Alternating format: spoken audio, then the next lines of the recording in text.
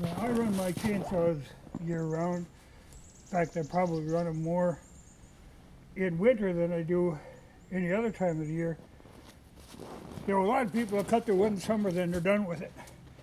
I run all winter. Some of my heaviest cutting is done in winter.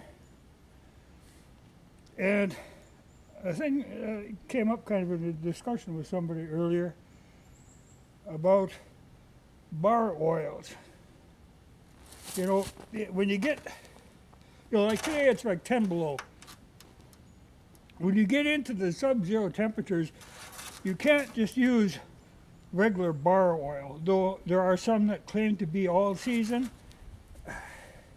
You know, regular bar oil like this is actually like a 30 weight. Well, that's heavy. And when it gets cold, it really doesn't want to feed. And you'll notice you don't go through much bar oil. And when that starts happening, you have to switch to a lighter oil. Now, the cold weather oil is like a 10 weight oil. That'll feed through there a lot better. Or you can take the regular oil and cut it like 50-50 with diesel or kerosene, and that'll feed through. But if you're cutting it and it's cold, and you notice that your bar oil isn't going down, you're burning up your bar. You know, it's just that it's too heavy to feed through there. And there are things, seals and stuff now that can be damaged by that heavy oil. So better to switch to a light oil. And now I know a lot of times in a lot of parts of the country that's going to be hard to find. Up here we can get it, or you can order it, because Husqvarna makes cold weather oil, Stihl makes cold weather oil, and there's a lot of aftermarket companies.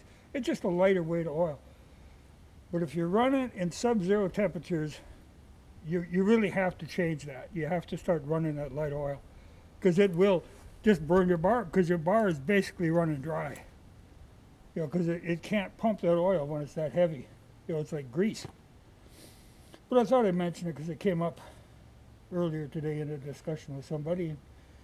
And it dawned on me, you know, a lot of people probably never run into that problem and never realize they have the problem. You know, I was talking to somebody who said, yeah, they fill their oil, they'll fill their gas twice and oil once. You know, that the oil lasts that long. You have a problem then. You should really, when your gas runs out, you should be like 75% of your oil. You should have used that much. You should be like a quarter tank.